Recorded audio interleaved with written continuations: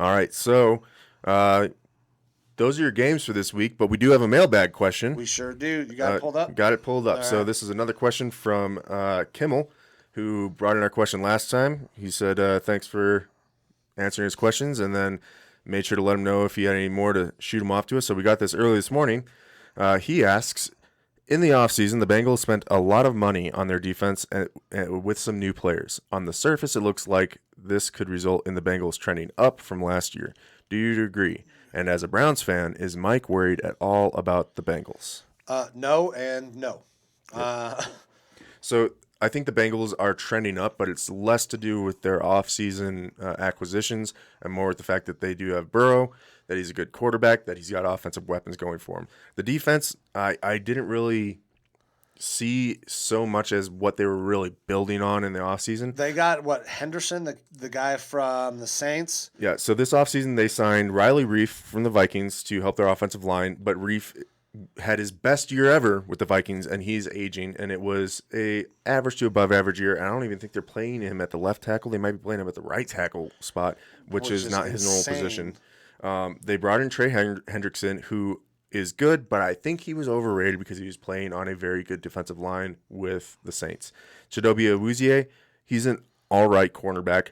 Mike Hilton, don't know him. Larry Ogunjobi. Mike Hilton was a very good slot corner, but Okay. that's what he is. He's one of the best slot corners in the league, but he's a slot. Mm-hmm. Larry Ogunjobi at the defensive line. I love Larry. I kind of wanted the Browns to bring Larry back, but Larry has steadily decreased his production since his sophomore year.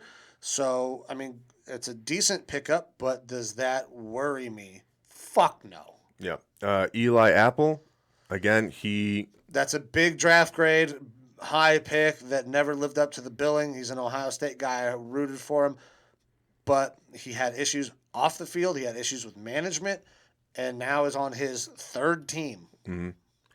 You've got Ricardo Allen at safety, who, he's an okay, blah, whatever, safety. Thaddeus Moss, which I don't even know if he made the team. That's Randy Moss's son, tight end. Kayvon Frazier at safety, Trent Taylor at wide receiver, and linebacker Joe Baki. I don't know if I said those that are correct. those are Jags that you just named. Like, I don't fucking know really any of those guys. But in the meantime, they lost a whole bunch of people. They lost AJ Green, Giovanni Bernard, Geno Atkins, Randy Bullock, whatever, kicker. Bobby Hart off the offensive line. Backup quarterback Ryan Finley. Carl Lawson off the defensive line. William Jackson at quarterback. Margus Hunt, defensive tackle, defensive end. I think that they lost. They lost more than they got in return.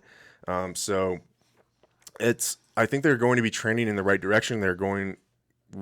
If Burrow plays all year, they will have more wins than last year. But that has nothing to do with their additions. It has everything to do with their stud quarterback being healthy. They don't scare me as a Browns fan at all. The only team in our division that worries me is the Ravens. I'm not worried about the Steelers. Gus Edwards was just downgraded to questionable. Le'Veon is definitely fucking playing on Monday night. Now, not that this means anything, but a giraffe named after Joe Burrow died after falling ill. So that might not bode well. It was a 20-month-old giraffe named Burrow. That's sad. T's and P's to the draft. At the Baton Rouge Zoo. So rip to Burrow. Hopefully that doesn't mean anything for Joe Burrow's health. No, I want Joe to stay healthy. Yeah. I think everyone does. No one wants to see a guy like have his knee just fucking annihilated like Joe Burrow's was. But overall, I think the Bengals, yes, in the next 5 years, they are trending up. This season, I think that the offseason acquisitions and stuff like that don't necessarily equal out as a net positive for them.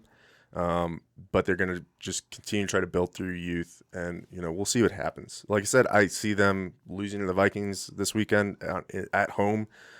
So thanks for the question, Kimmel. I don't know that they're trending upwards.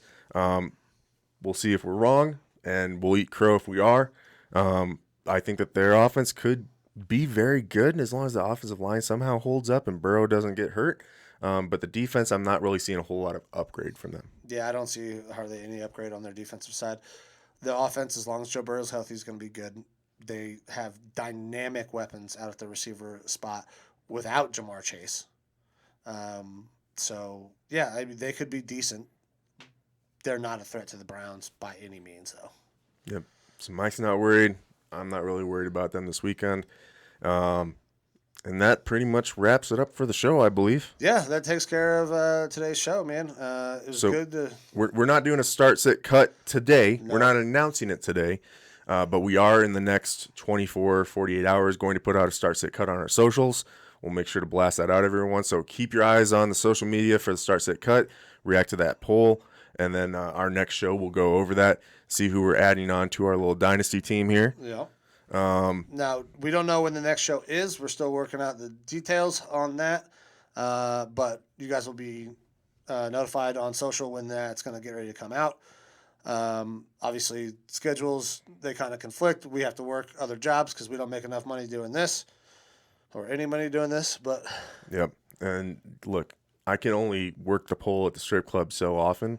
And the ladies just haven't been coming out to see the thickness like I would hope. I figured Bishop Sycamore would have gave you a little bit bigger of a contract. Yeah, but well, it is what it is.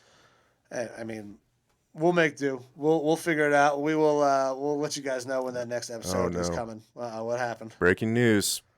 Gus Edwards suffers season-ending torn ACL in Thursday's practice. Are you fucking kidding me? Oh, no. Breaking news from the Lyman Lounge. My fantasy football team just took a huge fucking hit. And that also makes it even more likely that the Raiders are going to beat the Ravens on Monday night. Le'Veon Bell is about to be your starter. Latavius Murray is going to go there as well. I'm calling it now because they need some depth. Yeah, they need a ton of fucking depth over there. Everybody's getting fucking hurt. Jesus, fuck my ass. Yeah, Slay my cunt hole. Fuck. Raiders are definitely beating the Ravens. I feel good about that. I'm sorry for Gus. I hate fucking injuries. I never want to root for injuries. Bad luck at the running back position on that team. Yeah. God damn. Man, that's tough. Le'Veon's definitely fucking playing on Monday night now. There's no question in my mind. Yeah, I think they have to upgrade him just to have someone. I mean, and that's the roster move. Gus Edwards goes to season-ending IR, elevated off the practice squad. Le'Veon Bell, no other roster moves needed. It's nice and easy. That's done deal. He's fucking playing on Monday night. Well, I hope Le'Veon Bell has a career year. I don't. For my fantasy team. I don't. All right. Well, fuck my ass. This is the Lyman Lounge. Can't wait to see you guys again. And thanks for tuning in, everybody. Check us out on the socials. Email us at lymanlounge@gmail.com. Twitter, Instagram, TikTok, the Facebook. Wherever you can find us, please hit us up. Let us know how sad you are for my fantasy football team and my truly bleeding asshole from this fucking injury. I hope you all have a good rest of your week. God damn it. See ya.